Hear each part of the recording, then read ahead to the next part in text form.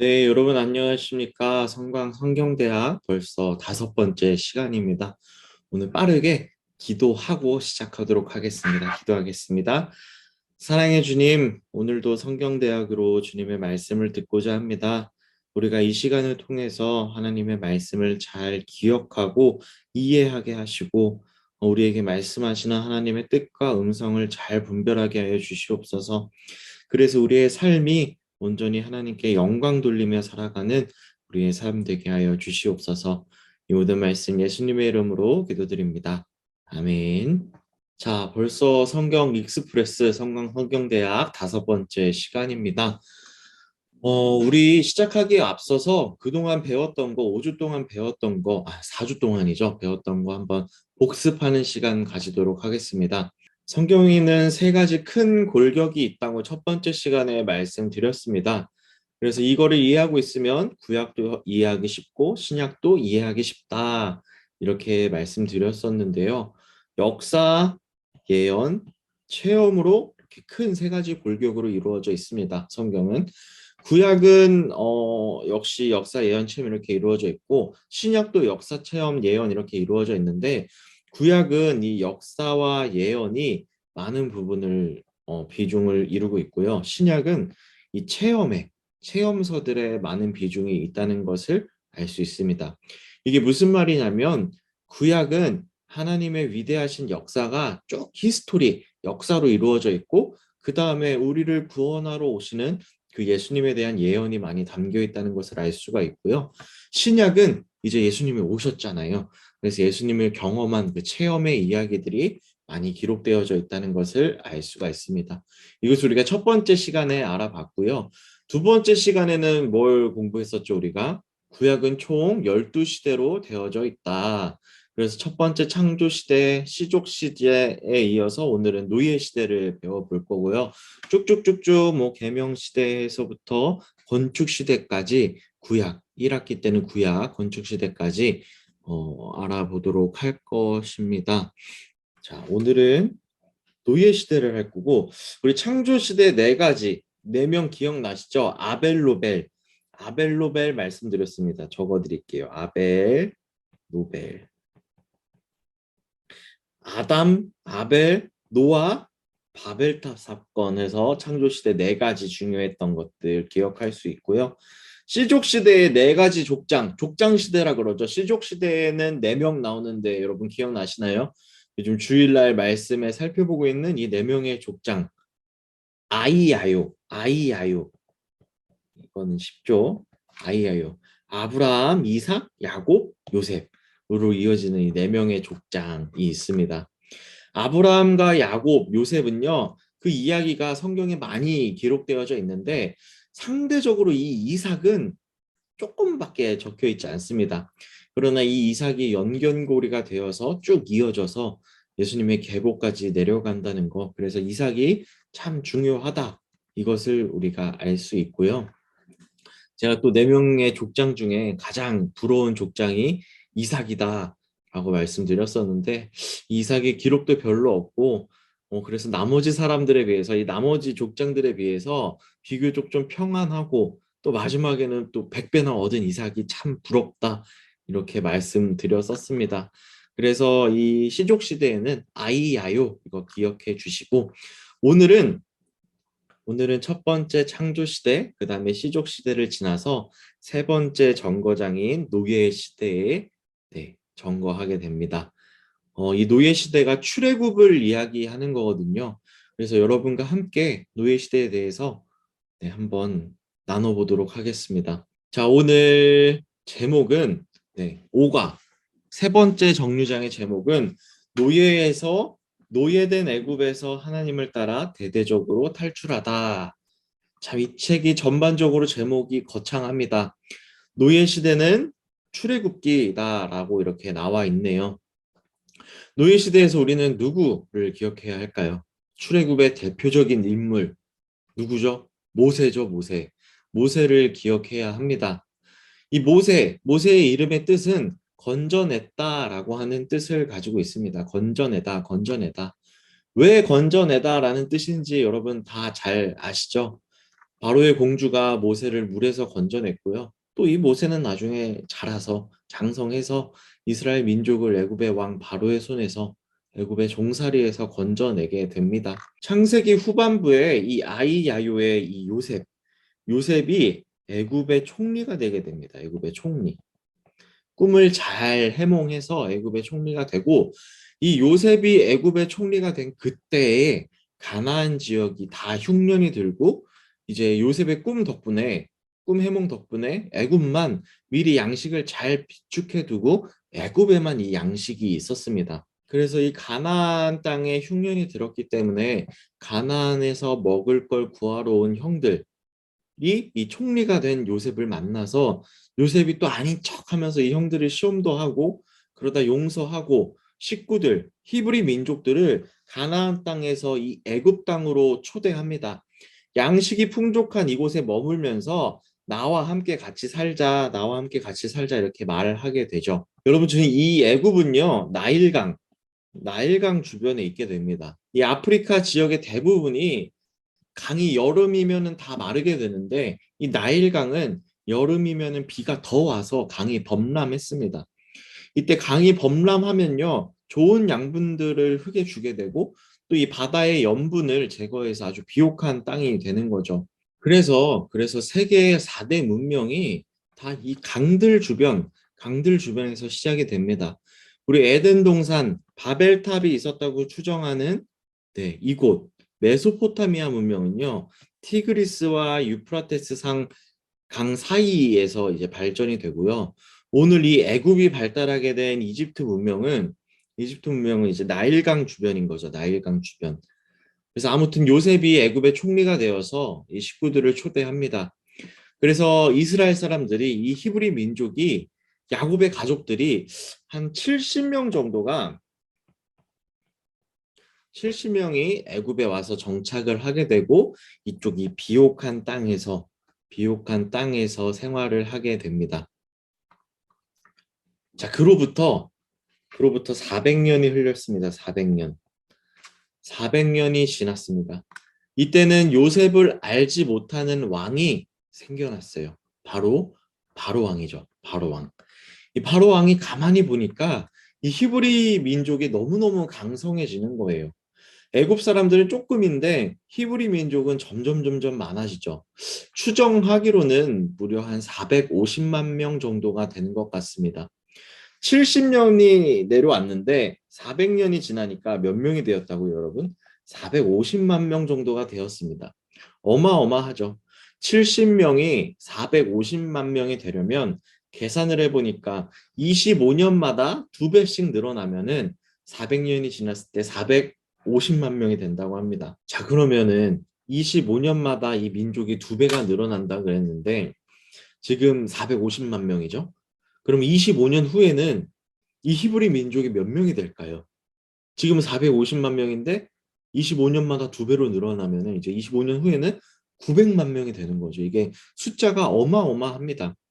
얼마 전에 TV에 보니까 이 졸리라고 하는 주식하는 아저씨가 나와서 복리의 마법이다 막 이렇게 말을 했는데, 히브리 민족이 늘어나는 숫자가 거의 복리의 마법 같습니다. 그래서 이 바로가 위기감을 느꼈어요. 그래서 이스라엘 민족을 엄격하게 감독을 세워가지고 노예로 부리기 시작합니다. 이제 혹독하게 압제를 하는 거죠. 바로 요 시점부터 이제 이스라엘 민족이 다시 하나님을 찾기 시작합니다. 바로의 압제 속에 히브리 민족이, 선택받은 이스라엘 민족이 하나님 구해주세요, 하나님 도와주세요 기도하는 이 순간부터 이제 출애굽기가 시작되게 됩니다. 우리 한번 눈으로 읽어보셨으면 좋겠습니다. 한 10가지 정도 노예 시대가 정리되어져 있는데 그림도 이렇게 나와 있어요. 쭉 나와져 있는데 참고하시면서 한번 이야기를 나눠보도록 하겠습니다. 먼저 히브리 민족이 애굽의 노예가 되어 벽돌을 만든다. 이 장면부터 한번 살펴보도록 할게요. 애굽 왕 바로가 히브리 사람들이 450만 명이나 되는 사람들이 애굽에서 살고 있으니까 위기감이 들었겠죠. 그래서 억압하고 압제하기 시작했는데, 이때 바로가 뭘 하냐면 국고성을 짓기 시작합니다. 근데 그 일에 히브리 민족을 동원하게 되죠.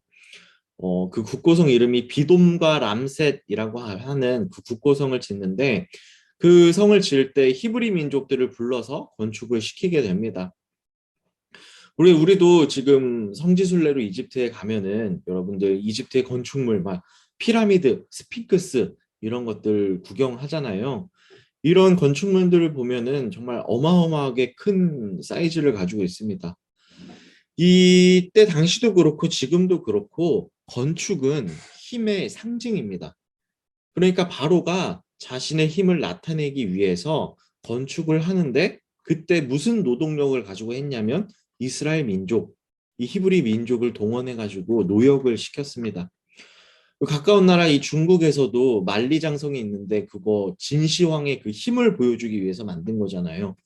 그래서 그 건축물은 그 나라의 그 왕의 힘과 권력을 보여주는 것입니다. 이 바로 왕이 자기의 힘을 과시하는 일에 이 히브리 민족을 동원해서 노역을 시킵니다.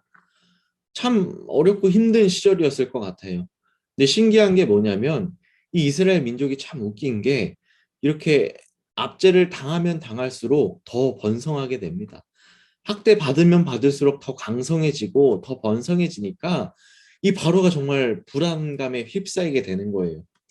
그래서 바로가 생각을 했는데 십보라와 부하라고 하는 이 히브리 산파들을 고용합니다. 그리고 이 히브리 산파들에게 명령을 해요. 여러분들 잘 아시는 이야기죠. 아들을 낳으면 이 히브리 산파들이 히브리 그 이스라엘 여자들이 임신산부들이 아들을 낳으면 그 아들 낳을 때 죽여버려라. 딸을 낳으면 살려두고 아들이면 죽여라. 라고 이 십보라와 부하라고 하는 산파들에게 명령을 하죠. 그런데 이 히브리 산파들이 하나님을 두려워하는 사람이었습니다. 그렇게 하지 않았어요. 바로의 말을 듣지 않았어요. 아이가 잘 나올 수 있도록 도와주죠. 바로 왕이 이들을 고용해서 아들이면 죽여라 라고 했는데 오히려 보니까 지금 이스라엘 백성들이 더 번성하고 있습니다. 이상해가지고 히브리 산파들에게 물어봐요. 십보라에게 물어보니까 이 여자가 참 똑똑해요. 뭐라고 대답하냐면 이 히브리 민족의 여자들이 너무 튼튼하고 너무 건강해서 우리가 그 아이 출산하는 거를 도와주러 가기도 전에 이미 낳아 놓았습니다. 이미 아들을 낳더라고요. 이렇게 지혜롭게 이야기를 하면서 위기를 모면합니다. 하나님께서 이 히브리 산파들에게 복을 주시죠. 이들의 집안이 흥하게 됐다라고 성경은 기록하고 있습니다. 저는 이 말씀을 보면서 참 하나님의 사람, 하나님의 자녀들 이렇게 보호해주고 지켜주고 도와주면 하나님께서 참 갚으시는구나, 흥하게 하시는구나, 하나님이 인도하시는구나 이런 것들을 이 히브리 산파 십보라를 보면서 생각했습니다. 결국에는요, 이 히브리 산파를 고용하는 바로의 정책이 실패했죠. 그래서 이 화가 난 바로가 불안감을 느낀 바로가 극단적으로 향하게 됩니다. 남자 아기를 낳으면 바로 이 나일강에 던져버려라 라고 죽여버려라 라고 명령을 하는 거죠. 어떻게 이 아이를 낳고 그 귀여운 아이를 나일강에 던질 수가 있습니까? 정말 폭력적이고 극단적인 정치를 펼칩니다. 그때 이 히브리 민족 가운데 건강한 잘생긴 남자아이가 태어나죠. 어떻게 강에다 던질 수가 있겠어요? 못하죠. 몰래 엄마 아빠가 숨겨서 잘 키웁니다. 근데 이 애가 크면 클수록 이제 밥도 잘 먹고 크면 클수록 목소리가 커지겠죠. 밥 달라고 이제 응애 응애 하고 울면은 숨길 수 없습니다. 이제 울음소리가 커지니까 들킬 것 같습니다. 그래서 할 수 없다. 이 갈대 상자, 여기 그림 보시면 갈대 상자 있죠? 갈대 상자. 이 파피루스라고 하는 갈대들이 많았는데 그걸로 상자를 만들어서 이 모세의 어머니 요게벳이 모세를 상자에 넣어서 나일강에 띄웁니다. 이 장면을 정말 잘 표현한 은혜로운 찬양이 있죠. 요게벳의 노래, 여러분 다 잘 아실 겁니다. 사랑하는 아들을 갈대 상자에 넣어서 혹시라도 물이 셀까봐 역청과 나무 진을 칠하고 또 그 요게벳의 감정을 잘 표현한 은혜로운 찬양입니다. 이 갈대 상자는 무슨 모터가 달린 것도 아니고 노도 없습니다. 그냥 바람 불면 바람 부는 대로, 물결 치면 물결 치는 대로. 여러분, 노아의 방주도 똑같았잖아요. 모든 걸 주관하시는 하나님이 이 배에, 이 갈대 상자에 선장되어 주셔서 운행하셨습니다. 뭐 모세가 애기인데 그 안에서 막 이렇게 루지처럼 왔다 갔다 할 수 없는 거죠. 이 요게벳의 노래에는, 이 찬양에는 참 이 엄마의 감정이 잘 들어가 있습니다. 너의 삶의 참 주인, 너의 삶의 부모이신 하나님의 손에 너의 삶을 맡긴다. 너의 삶의 참 주인, 너를 이끄시는 주 하나님 그 손에 너의 삶을 드린다. 그가 널 구원하시리. 그가 널 이끄신다. 그가 널 사용하시리. 그가 널 인도하시리. 오늘 이거 마지막 영상에 이 찬양 올려드릴 테니까 함께 은혜 받으셨으면 좋겠습니다. 자, 이 갈대 상자 어디로 가죠? 애굽의 공주 바로 왕의 딸이 목욕하고 있는 곳으로 갔죠. 바로의 왕의 딸이 그거 보고서 이제 건져냅니다. 건져낸 자. 그래서 이름을 모세라고 지어주고 바로의 딸로 삼죠.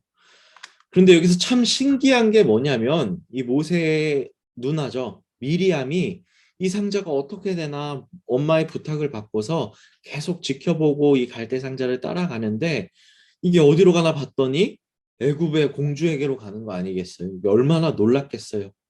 그런데 이 공주가 이거 보고서 뭐야 이거 히브리 남자애네 죽여버려 이렇게 얘기하지 않고 아이고 귀여워라 이러면서 안고 있는 거예요.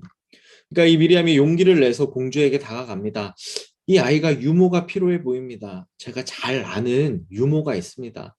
그러니까 이 바로의 딸이 좋다 데려와라 라고 합니다. 여러분 다 잘 아시죠? 그래서 누굴 데려오죠? 지 엄마, 자기 엄마, 모세의 엄마를 데리고 옵니다. 이렇게 해서 하나님이 인도해 주셔서 모세는 바로의 왕의 아들로 살아가게 됩니다. 정말 하나님의 놀라운 인도하심이죠. 정말 나의 삶의 참 주인, 나의 참 주인이신 하나님 손에 맡기니까 하나님께서 놀랍게 인도해 주시는 장면을 볼 수 있습니다. 우리의 삶도, 우리의 인생도 이 갈대 상자와 마찬가지가 아닐까요? 어디로 흘러갈지 모르는 불안함과 막막함, 그리고 답답함이 있지만 하나님께 그냥 맡기는 겁니다. 만물을 주관하시는 그 하나님의 섭리가 내 삶을 인도하실 줄을 믿고 나의 참 부모이신 그 하나님 두 손에 나의 삶을 맡길 때에 하나님께서 우리의 삶을 인도하시는 모습도 참 이거와 같겠다 이런 생각이 들었습니다. 자, 그런데 이 모세가 바로의 궁전에서 애굽의 왕자로, 이집트 왕자로 잘 컸습니다. 그런데 어느 날 산책을 가서 보니까 애굽 군인이 히브리인을 괴롭히는 장면을 보고 화가 나서 그 군인을 죽여버리죠. 살인을 저지릅니다. 그리고 그 살인을 들켜버려요. 그래서 바로를 피해서 도망칩니다. 미디안에 가서 미디안에 가서 이드로의 사위가 되어서 그곳에서 40년 동안 양떼를 돌보게 됩니다. 참 모세의 인생도 다이나믹합니다. 그리고 이제 하나님의 부르심을 받고 불타는 떨기나무 앞에서 하나님의 부르심을 받고 애굽으로 돌아가서 히브리 민족을 구출하죠. 뒤에 말씀드리겠지만 여러 가지 사건들 있은 다음에 맨 마지막에 그 10번째 재앙, 장자의 죽음에서 히브리 민족은 좌우문설주에 그 어린 양의 피를 발라놔서 죽음의 사자가 건너가고 장자의 죽음 사건인데 이 죽음에서 재앙을 피하게 되는 그런 사건, 유월절 사건이죠. 넘어갈 유에 넘어갈 월자를 사용해서 패스오버, 넘어간다, 죽음이 건너뛴다 라는 것이죠. 그래서 유월절입니다. 그러나 이 어린 양의 피를 바르지 않은 이 애굽의 집들은 애굽의 가정에는 이 죽음이 들어가서 장자가 죽게 되는 그런 재앙을 맞이하고 이제 본격적으로 출애굽이 시작됩니다. 그 다음 다섯 번째인데 이제 출애굽을 해가지고 광야로 나갔습니다. 이 광야에서 하나님이 구름 기둥과 불 기둥으로 이스라엘 백성을 인도해 주십니다. 요즘 봄이라 밤낮으로 일교차가 참 크죠. 네, 여러분들 감기 조심하시기 바랍니다. 근데 이 지역은 사막이라서 건조해서 그런지 일교차가 더 큽니다. 그래서 하나님께서 이 이스라엘 백성들 낮에는 구름 기둥으로 시원하게 그늘 만들어 주시고 밤에는 따뜻하게 불 기둥으로 지켜 주시고 인도해 주십니다. 그리고 어떻게 되죠? 홍해를 건너죠. 홍해가 갈라지는 놀라운 사건들을 경험하고 이제 홍해를 건너오자마자 한 사흘길쯤 갔을까요? 사흘길쯤 갔을까요? 사람들이 이제 물이 떨어지기 시작한 거예요. 수르 광야라고 하거든요. 이 광야를 걷는데 물이 떨어지기 시작했습니다. 사람들이 다 목마르다고 아우성이에요. 그래서 겨우 도착한 곳이 마라라는 곳이었는데 요즘 유행하는 그런 마라탕 아니고요. 마라라는 곳에서 샘이 나왔는데 그 샘을 먹어보니까 너무 써서 먹지 못하는 물이었습니다. 그러니까 백성들이 모세를 원망하고 아론을 원망하기 시작하죠.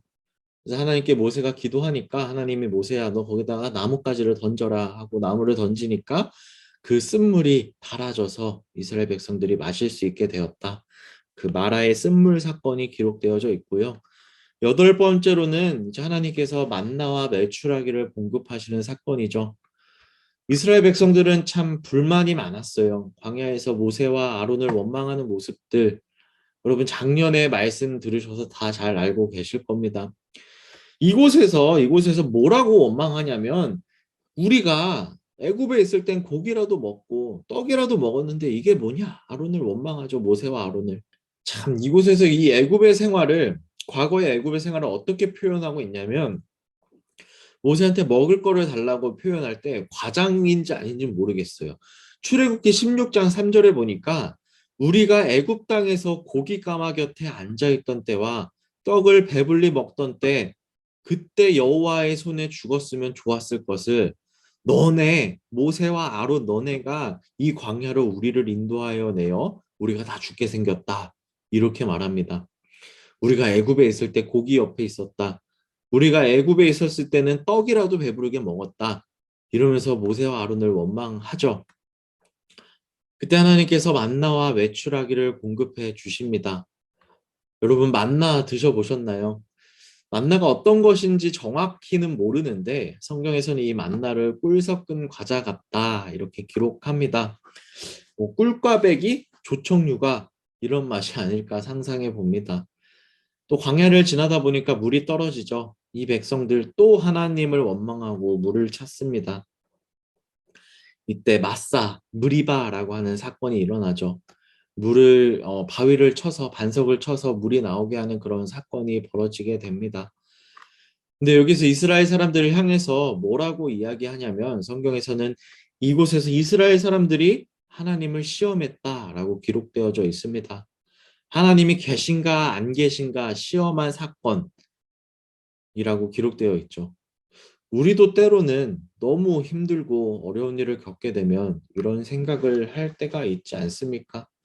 하나님이 계신가 안 계신가. 그런데 여러분 그때마다 그래도 우리가 믿음으로 이겨내야 되는 줄로 믿습니다. 우리가 힘들면 그런 생각이 들 수도 있는데 하나님께서는 그 힘든 상황 가운데 있는 이스라엘 백성들에게 물을 주시죠. 물론 우리가 참 어려울 때, 너무 힘들 때 그런 상황이 오지 않으면 더 좋겠지만 그러나 그럴 때 하나님께서는 우리를 포기하지 않으시고 또 물을 주시고 우리를 기억하셔서 살 길을 내주시는 분이심을 기억하시기를 바랍니다. 그리고 마지막으로 이 시내산에서 모세에게 말씀하시고 10가지의 계명, 10계명을 주시게 됩니다. 이게 이 노예 시대의 모든 스토리입니다. 이제 하나하나 좀 자세하게 살펴보도록 하겠습니다. 아까 말씀드렸지만 이 모세가 갈대 상자에 담겨서 공주에게 건짐을 받고 요게벳이 모세의 유모가 되는 이 모든 과정들 정말 하나님의 놀라운 이끄심입니다. 근데 참 웃긴 게 아이러니한 게 여기 보면 하나님의 유머라고 나와져 있죠. 모세가 바로에게서 이스라엘을 이끌고 나가는 지도자잖아요. 근데 이런 모세를 오히려 바로가 키우게 되는 모습을 보게 됩니다. 호랑이 새끼를 키우는 거죠. 40년 동안 모세가 40살이 될 때 도망가잖아요. 40년 동안 먹이고 입히고 교육하면서 이 바로가 애굽 돈으로 이스라엘을 인도할 지도자를 키운다는 게 참 하나님의 유머 감각이 아닌가 이렇게 생각합니다. 하나님의 이 놀라우신 섭리가 얄궂다 뭐 이런 표현이 맞을까요? 참 재미있습니다. 출애굽기에는 나오지 않는데 저기 뒤에 신약에 가서는 스데반 집사가 설교할 때 이 모세를 인용해서 표현하는데 애굽의 선진 학문을 다 습득했다라고 기록합니다. 애굽의 왕자로 이집트의 왕자로 살면서 이 모세는 좋은 거는 다 했습니다. 이렇게 모세가 바로의 궁전에서 40년 동안 왕자로 왕궁 생활을 하다가 본의 아니게 이제 살인을 저질러서 광야로 도망가게 됩니다. 40년 동안 광야에서 지내다가 한 80세쯤 돼가지고 40살에 도망가서 광야에서 40년 있었으니까 한 80살 됐겠죠. 80세쯤 돼가지고 불붙은 가시나무, 떨기나무 앞에서 하나님을 만나면서 이제 본격적으로 애굽에서 민족을 해방하는 일에 쓰임 받게 되는 것입니다. 이때 모세는 80세부터 40년 동안 자기가 120살이 될 때 동안 쓰임 받기 위해서 80년을 하나님께서 다듬으셨습니다. 모세가 쓰임 받은 기간이 40년입니다. 모세가 출애굽해 가지고 쓰임 받은 기간이 40년이고요. 하나님이 다듬으신 기간이 80년이죠. 모세가 80살 때 이제 바로에게 가가지고 출애굽하게 되니까 비율로 따지면은 쓰임 받는 기간이 40년이고 하나님이 다듬으신 기간이 80년. 그러면 2대 1입니다. 여러분 노아 같은 경우는요. 5대 1의 비율을 가지고 있습니다. 준비 기간하고 쓰임 받은 기간. 예수님의 경우는 어떨까요? 예수님께서는 30세에 공생애를 시작하셔가지고 33살까지 3년의 공생애를 지내시고 십자가에 못 박히십니다. 예수님은 10대 1의 비율을 가지고 계시죠. 이걸 보면서 참 하나님의 스케줄이 있구나. 하나님의 때가 있구나. 하나님의 일정과 하나님의 인도하심이 있는 것을 보게 됩니다. 자, 다음 넘어가게 되면은 출애굽기의 절정이죠. 출애굽기의 절정, 10가지 재앙. 저는 이거 외울 때 이게 대학원 시험에 무조건 나오는 거거든요. 그래서 이게 무협지에 보면 이상한 기술의 이름 외우듯이 외웠던 기억이 납니다. 앞글자씩 하나씩 따가지고 피게이파, 악도금의 흑장, 이렇게 무슨 에너지파 이런 느낌으로 이렇게 외웠던 기억이 있습니다. 여러분들도 도움이 되실지 모르겠습니다.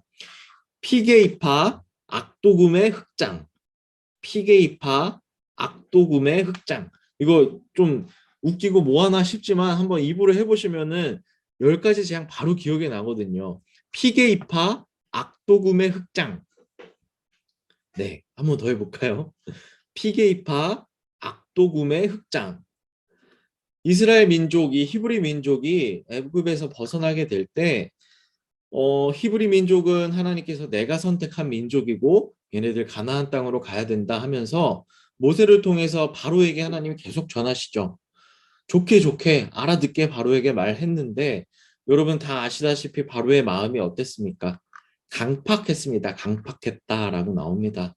이때마다 바로의 마음이 강팍할 때마다 재앙들이 하나씩 나오게 됩니다. 네, 첫 번째 재앙은 나일강이 피로 변하는 겁니다. 아까 나일강 말씀드렸죠.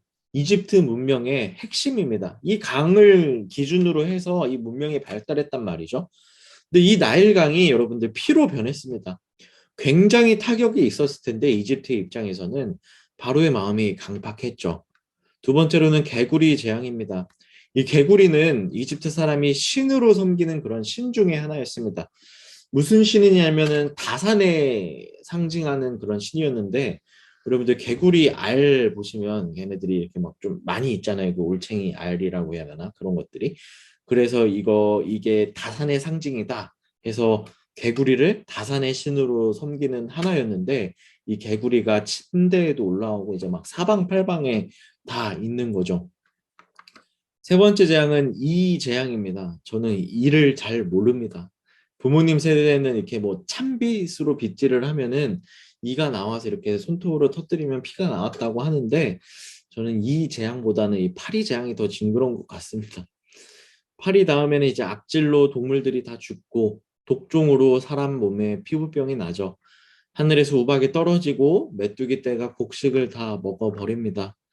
이때까지도 바로의 마음이 강팍해서 이스라엘을 놓아주지 않죠. 아홉 번째로 이제 흑암 재앙이 찾아오는데 이 이집트 사람들, 애굽 사람들은요, 태양신을 숭배했습니다. 이 사람들이 숭배하는 이 태양을 하나님께서 가려버리십니다. 너희들이 숭배하는 이 태양은 가짜고 내가 진짜 하나님이다. 이것을 보여주시는 거죠. 근데 이때 참 신기한 게 뭐냐면 히브리 민족이 거주하는 그 지역에는 햇빛이 그대로 비쳤습니다. 그래서 이런 재앙들, 상식으로 설명이 안 되는 재앙들 속에서도 바로는 강팍한 마음을 고치지가 않았습니다. 그래서 하나님께서 선택하신 최후의 수단이 바로 장자의 죽음. 모든 처음 난 것들은 다 죽는 죽음의 재앙이 이 이집트 전역에 일어나게 됩니다. 이게 바로 결정적인 사건인데 이 마지막 재앙은 모든 장자가 죽는 거였어요. 근데 모세는 이 히브리 민족을 향해서 이 재앙을 모면할 수 있도록 방법을 가르쳐 줍니다. 집집마다 어린 양을 잡아서 그 피를 문설주에다가 바르라는 명령을 했어요. 그럼 이 표시가 있는 집마다 죽음의 사자가 건너가서 죽음에 임하지 않는다는 것입니다. 바른 피가 어린 양의 피인데 이 어린 양 하면 떠오르는 분이 계시잖아요, 여러분들. 궁극적으로 누구의 피일까요? 죽음을 물러가게 하는 피, 죽음을 이기는 피, 예수님의 피겠죠. 우리는 예수님의 피로써 생명을 얻는 겁니다. 예수님의 피로 우리가 다시 새롭게 시작할 수 있는 은혜를 얻게 되는 것입니다. 그래서 이 밤에 어린 양의 피가 발라져 있는 문은 죽음이 들어가지 못했습니다. 그런데 다 피가 발려져 있지 않은 집들, 그 애굽의 집들은 장자가 죽고 뭐 통곡을 했겠죠. 슬픔에 빠졌습니다. 그러나 이 피가 발라져 있는 문 안에 들어와져 있는 사람들, 하나님의 은혜를 깨닫고 죽음의 권세, 죄의 권세가 은혜 속에서 건너뛰고 이겨내는 것을 보면서 하나님이 이들을 크게 구원하셨다라는 것을 우리가 알 수 있습니다. 이것을 교재에서는 거듭났다라고 표현합니다. 요한복음 3장에 니고데모가 예수님을 찾아와가지고 거듭남에 대해서 말씀을 듣습니다. 우리가 예수님의 보혈의 공로로 하나님의 백성으로 새롭게 살아갈 수 있는 은혜를 입게 되는 것입니다. 우리가 예수 그리스도의 십자가를 보게 되면 지금 또 마침 또 고난주간이잖아요. 예수님의 십자가 보혈을 통해서 우리가 거듭나서 새롭게 살아가는 겁니다. 이전에 노예 생활, 이전에 영영 죽을 수밖에 없는 그런 우리에서 이 문설주에 발랐던 어린 양의 피로 죽음으로부터 구원받은 것처럼 죄로 가득한 우리의 삶에 예수님의 피를 바름으로 우리가 구원받는 것입니다. 예수님의 이 십자가 공로 덕분에 우리는 구원받아서 천국 백성이 되는 것이 바로 은혜입니다. 또 우리가 이 노예 시대에서 짚고 넘어가야 할 것은 홍해가 갈라지는 사건이죠. 출애굽할 때 바로 이 뒤에 바로의 군대가 쫓아오고 앞에는 홍해가 가로막고 있습니다. 여러분, 이 홍해가 얼마만큼 갈라졌을까 궁금하지 않으십니까? 이 홍해가 얼마만큼의 폭으로 갈라졌을까? 이스라엘이 출애굽한 이스라엘 민족이 장정만 60만 명이다라고 기록하고 있습니다. 남자만 60만이라 그러면 아내들을 더하면은 한 120만 정도 되겠죠. 거기에 평균 자녀를 4명을 낳는다고 치면은 240만 명입니다, 자녀만. 그럼 이 240만 더하기 120만 명은 최소 360만 명이라는 어마어마한 숫자가 나옵니다. 이 숫자에는 노인들, 할아버지, 할머니는 포함하지 않았고요. 또 아기들을 4명만 낳지 않고 뭐 6명, 7명 낳은 집들도 있을 거잖아요. 그래서 학자들은 추정하기로는 최대 600에서 700만 명 정도, 최소 360만 명 정도는 되었을 거다 추측을 합니다. 자, 이 어마어마한 숫자가 이제 홍해를 통과해야 합니다. 짐이 또 얼마나 많았겠어요. 400년 동안 거기서 살았는데. 이제 과학적으로 계산을 해보면 하룻밤 사이에 이 360만 명, 최소한의 360만 명이 홍해를 건너가려면 그 갈라진 넓이가 그 바다의 폭이 한 9km쯤 돼야지 그게 가능하다라고 말합니다. 우리가 영화나 애니메이션 보면은 홍해가 쫙 갈라져서 이제 바다 양옆으로 벽이 딱 만들어져 가지고 무슨 아쿠아리움처럼 거기에 물고기들이 막 다니고 막 이렇게 보는데 폭이 9km가 되어야 된답니다. 제가 지도로 계산을 해봤는데 9km면은 우리 교회에서 직선 거리로 한 경복궁까지 거리가 9km라고 합니다. 이 정도 돼야지 360만 명이 되는 사람이 홍해를 한 번에 건널 수 있다라고 과학적으로 그렇게 이야기를 합니다. 정말 하나님의 놀라운 기적과 은혜를 우리가 다시 한번 떠올려 볼 수 있을 것 같습니다. 이 노예 시대에서도 우리가 네 가지를 또 기억해야 할 게 있는데 이번에는 우리말로 안 되고요. 좀 영어로 가야지 이해하기가 쉬우실 것 같습니다. 노예 시대의 네 가지는 맵스, 예, 지도죠, 지도. 이제 애굽을 빠져나가서 여행길에 오르는 이스라엘 백성들에게 지도가 필요하니까 맵스, 지도가 필요하다. 그래서 M은 모세입니다, 모세. 모세. A는 아론, 아론. P는 패스오버, 패스오버. 이게 넘을 유에 넘을 월이었잖아요. 그래서 유월절 패스오버. 그래서 유월절. 그리고 S는 시내산, 시내산입니다. 시내산, 시내산에서 이제 계명을 받게 되죠. 뭐 S가 시내산이면 이거 뭐 한국어 아니냐 그러는데 시내산은 영어로도 시나이, 시나이 반도 이러잖아요. 시내산도 시나이 마운틴입니다. 그래서 S로 시내산. 그래서 모세, 아론, 패스오버, 유월절, 그다음에 시내산, 시나이 마운틴 해서 S, 시내산 합니다. 그래서 억지로 한글로 한번 만들어 보면은 모론 유산 뭐 이렇게 되지 않을까요? 모론 유산. 아무튼 이 노예 시대에서는 모세, 아론, 그리고 유월절, 시내산 하나님 말씀 받은 이 사건을 여러분들이 잘 기억하시면 노예 시대를 이해하실 수 있습니다. 우리가 마지막으로 이제 생각해 볼 것이 있는데 구름 기둥과 불 기둥, 만나와 메추라기입니다. 이 놀라운 10가지 재앙들 속에서 이스라엘 민족이, 이 히브리 민족이 하나님의 보호를 받고 또 그 죽음의 권세까지도 이기면서 어린 양 보혈 그 은혜 속에서 바로 왕 그 애굽의 종살이에서 벗어나서 이제 광야로 나가게 됩니다. 하나님의 놀라운 은혜를 체험하면서 출애굽했잖아요. 바다가 갈라지기도 하고 막 절대 뭐 잊을 수 없는 경험이었을 거예요. 그리고 매일매일 하나님께서 만나와 메추라기 주시고 구름 기둥과 불 기둥으로 인도하십니다. 기적을 매일매일 체험하고 하나님께서 먹이시는 그 경험들을 하는데 이 매일매일의 그 은혜들 속에서 히브리 민족이 이 이스라엘 백성들이 어떻게 했는지 다 잘 아시잖아요. 이 광야에서 늘 하나님 찬양하고 하나님께 영광 돌리면서 살았습니까? 그렇지 않습니다. 매일매일 이 은혜를 받으면서도 하나님 원망하고 불평하고 야 오히려 애굽이 더 좋았다 얘기하고 원망으로 사는 그 모습을 보여주고 있습니다. 여러분 우리도 마찬가지인 것 같습니다. 매일매일 우리에게 주어지는 하나님의 은혜를 우리가 잘 깨닫지 못하고 살아갑니다. 매일매일 지켜주시는 그 하나님의 은혜 우리가 잘 깨닫고 기억하고 감사하고 살아가고 있는지 한번 생각해 봐야 합니다. 이 모습을 보면서 이 히브리 민족의 모습을 보면서 우리가 하나님이 주신 은혜가 이게 우리가 은혜인 줄도 모르고 지나치는 것들이 있는지 매일매일 주어지니까 당연하게 생각하고 있는 것은 아닌지 한번 생각해 봤으면 좋겠습니다.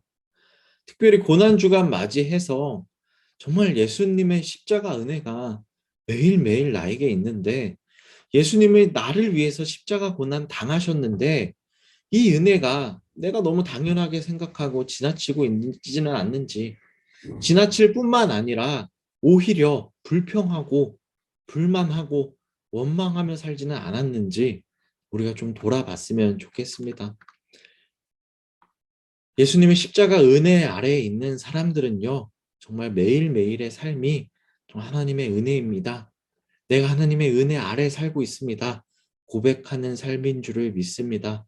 이 광야에 발을 내딛는 이스라엘이 해야 할 마땅한 액션은 그냥 하나님 믿고 순종하면서, 야, 이 광야에서 내 힘으로 할 수 없지.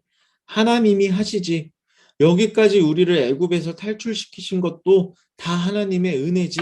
이러면서 살아가는 게 정말 마땅한 액션입니다. 이 노예 시대를 지나면서, 또 이번 한 주 고난 주간을 지나면서, 정말 모든 것이 내 힘으로 된 거 하나 없습니다. 모든 것이 하나님의 은혜입니다. 고백하시는 한 주 되시기를 바랍니다. 네, 오늘은 모세를 중심으로 한 노예 시대를 살펴봤는데요.